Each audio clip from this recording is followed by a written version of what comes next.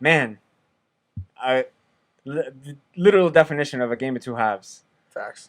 Because we had Spurs were very clearly like organized with the counter, even though they had almost no possession of the ball, very little possession. They still looked.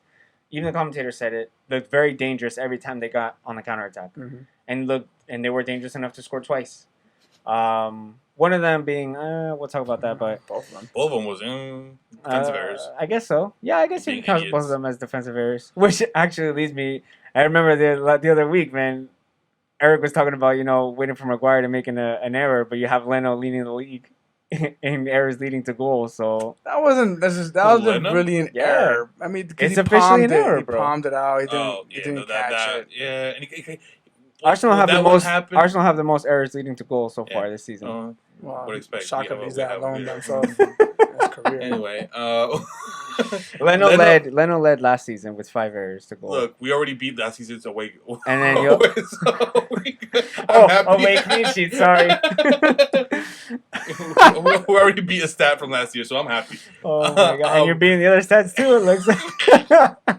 Look, man, I'm just happy that we're not tying with Southampton. That's it. That's okay, man. Listen, yeah, I know you guys are gonna try to draw as many positives out from crawling 2-0 down, which is, you know what? I'm not gonna be a hater. That's an achievement, especially at a derby. It's never nice to go 2-0 down at home for a derby. Correct. But it makes it. I think that's what gives it that much more value. The fact that you're doing it in front of your home fans. You're not gonna take the loss, and you're gonna try to everything to fight back. I think one of the what would I say? I think one of the most glaring, I guess, issues, like you had already mentioned, was Shaka. and who was it? I think it was Gary Neville that tweeted out during the game. He's like, "This is the." He's like, "This is the most experienced player I've ever seen play with the least amount of experience ever." And it's completely true, because he's been part of the game for a while now, and he still makes these silly, like sloppy, clumsy, stupid mistakes. Well, it's funny you say that. I was just reading a stat right now. Shaka leads the league in mistakes leading to goals. Correct. So I think he has 7 right now. Yes, 7. And Arsenal as a team, I think they're on 28.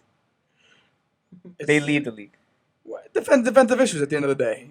We lead in something. Yeah, I mean, Yeah. apparently. No, but I mean, and that's the thing that's what everybody's shining the light on. I'm fine with it. I know our faults are our defense. I've always acknowledged that. I said David Luiz, we understand what we're getting with him. We're gonna give up 3 goals just like Mustafi would, but he's also gonna put in the balls that Mustafi can't. That's the difference between what we got. We're still waiting for that though, because the video came out actually. I remember I think you were texting about it or something like that. Or actually, no, Dimitri had mentioned it too. He was like going back and forth with Josue. David Luiz was responsible for the first goal, because he just let this guy run past him. The turn on Son. Yeah, the turn on Son. Yeah. Well, he wasn't directly responsible. No, don't get me wrong. I think he was wrong. I think Socrates was wrong. If he stopped that, Leno has no shot to save him. He should have shut him down. Yeah. That's what No, it was. correct. That he just Socrates to me, was Son just the- beat was him. the- To me, Son just beat him. That's it. It wasn't that David Luiz caused an error. He just got beat. Son was just better to make that one moment. Like he's passing him. That was it. That just got caught off. It wasn't. I mean, it happens to defenders. That's it. Yeah. The mistake was when Socrates approached Shaka for the header and then let the second bounce go lead right to. He should have left him. He should have let him have it. That was the mistake. That was, in my opinion, was a bigger mistake. And then on top of that, It was an even Shaka. bigger mistake when Leno should catch that. Yeah, it was soft enough that he should have beat him. Leno Yeah. should have caught that. I mean, I don't know if you should have caught that. I think you should cleared it out. All right, let's say at least clear it out of his 6, because it was right by. No, yeah. Rookie mistake, which is not a rookie. He's not. No, Yeah, that was Some of those rookie mistakes. Wait, just make it look worse. Thanks, Hey, guys, shit, by the way. We're proud of it. Aren't we just talking about how Shaka is one of the most unexperienced player out there? Yeah, but we don't want Yeah, him that's to a play. bad thing. We don't want him to play. We want him to play with us still. So relax, Marco. Choose your words wisely, please, in that one. But no, back to Leno. Granted, he should have done better on that one, but you're throwing all these facts out about the leads that he does, the errors that he does, but you don't count the amount of saves that he's given us. He had Like a the really amazing good save. save on Son, On on Son, Human Song. yeah. That was amazing. And Ericsson too. That was amazing. Yeah, shot block on Ericsson too. So he Yeah, that was the one mistake. The penalty, whatever, is a penalty. He does have great saves in him as well. That was a great save. So Yeah, it's I appreciated that. we gotta take it with a salt. We don't have the best keeper in the world. We understand that, but our defensive issues, that is obviously our biggest error, and Shaka. I think everything else besides that was pretty fucking good. Yeah. We have Lacazette taking a really nice touch. That as a forward, I'll give him props for that because he meant every bit of that to stick out his foot, tap it a little bit to the, I think it was to the left of I think it was Alderweireld. No, Vertonghen. It was Vertonghen, tapped it to the left of Vertonghen, same foot, drills it home. And the end celebration. And at that point, I was like, all right, I know we're not losing this game. We're either going to draw it or win it. But once he scored that goal, and he did that stare to Tottenham fans, and he did, Aubameyang and him didn't do the handshake like they always do. They just turn around like, let's fucking go. They meant business. Yeah. I was like, all right, this second half is our half, and that was the case. That was the case. I think it really leads into the next point. And I believe it happened once Ceballos came on. Because Ceballos... Danny Ceballos. He didn't look too great with Liverpool. He didn't look too great with Liverpool, but... He was also playing the opposition, I think. Correct. Fine. Again. But... Mr. Pogba's playing TDM and then got put up the cam and looked a lot better. I'm talking about the amount of time he had on the pitch. He didn't have enough time to actually do something on the pitch. But you saw him. He took a shot, and he was telling the rest of the team. He was like, "Yo," he's like, "Get up." He's like, "Let's do this." And actually, he only 2 players led him in key passes in that game, and he only had 27 minutes to play. He didn't do anything with those key passes, so I don't care about that. But are you saying that he didn't have much to do? You're throwing stats out, but when he gives you one, you won't appreciate it. Bro, the stats. Listen, you want to take key passes.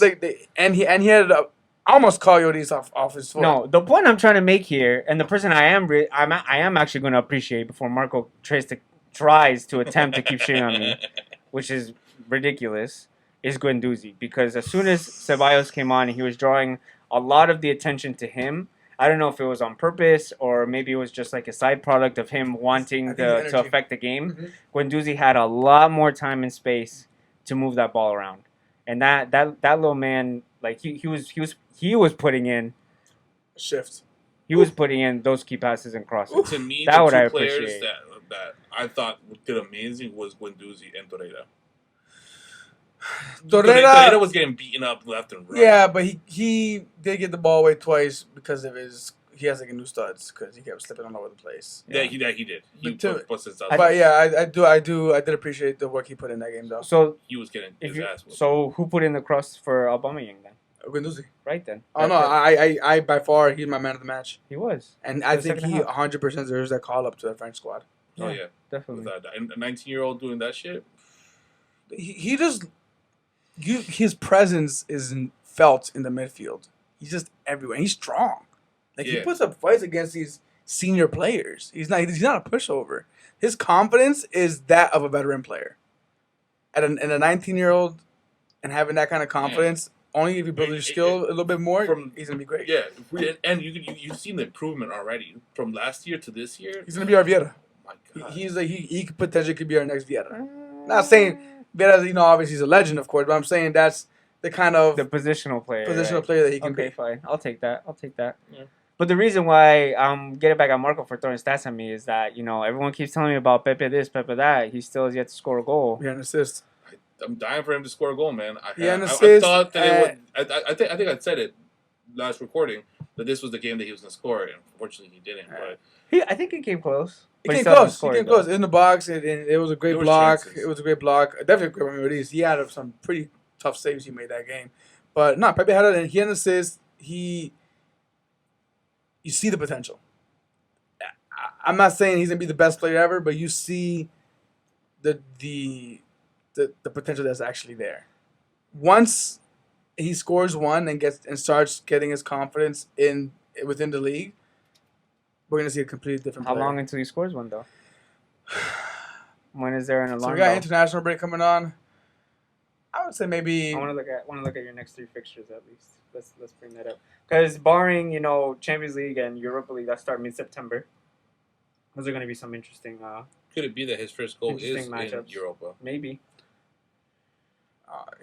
You just brought up a very good point that you just said something right now that kind of just definitely wanted to bring something up. Who the fuck was it? It's gonna bother me now. So he while he's looking that up, he did say when did the alarm start ringing for Pepe. I forget which player it was that when their first year in the Premier League they did absolutely nothing, dog shit. Second year they just dominated. I think it might have been Ronaldo, to be honest with you. I think it was Cristiano Ronaldo when he went to the Premier League to United. Hopped on to, I don't know. You should know this better than I do. I think I his feel first like season was very poor, but it's expected his first season in, and then he just fucking we all know what he did afterwards. I mean, it's different though when you pay. Don't bring up price tags prices. now, man. You talking about prices? You telling me because Ronaldo cost 90 million when he was sold to Real Madrid. 90 million barely gets. We're not talking about barely Real gets you a Madrid, though. We're talking Maguire. about United picking him up from Sporting though Yeah, we're talking about Arsenal picking him from Lille. for Cool. 72 million. Yeah, from this one is different countries, different clubs, which Sporting probably just has a little more Different reputation, era, too. different era. And you're talking about price tags. Like I said, Ronaldo was sold to Real Madrid for 90 mil. That gets you a Maguire and a toenail. Listen, how are you gonna say different era now when you're trying to make it same era? No, and saying, like, you're he's saying gonna come back like you're Ronaldo. saying like when the alarms start going off. Yeah, because he has a price tag on his back. All right, so that's a different discussion. He's an attacking player. That's my discussion. He's an attacking player. You're playing him on the wing. Granted, he has to ease in. Sure, I'll give him that. I'll give him some time. But what? We're gonna wait until Christmas break for him to score his first goal? not No. for his He's goal. He's gonna score a lot sooner than that. And once he scores one, I'm just saying, don't expect like a 20 a goal. No, season definitely from him. not. That's I it. think that's unfair. Yeah. I really think that's unfair. But if you have 19-year-old Daniel James leading him right now with 3 goals in 4 games for 15 million, I think he'll surprise Where you gonna that with run? No problem. Where you gonna run? Christ. Look, you can talk all the shit you want right now. Daniel Where you gonna James, run? like, Give him. okay, talk to me when you guys win a game we did. against Chelsea. That's fine. Good job. I want to see the next game. Actually, that's a good segue because your next 3 games are Watford away, Villa at home, and then you visit United at the end of September. That's gonna be a good challenge for both teams, actually. For both teams, because we should have, at that point have at least our starting 11 figured out already, and at that point you guys should definitely. If you had another coach other than Emery, you'd have your starting 11 figured out. That's the thing with him. It bothers me still. I mean, every game is a different I feel thing. like the lineup that he put out for this Spurs match, kind of circling back to the North London derby, so we don't go off in too much of a tangent. I feel like this is the lineup he should have put out with Liverpool too. No. Except Saka. That's the only thing I would have changed. That's it.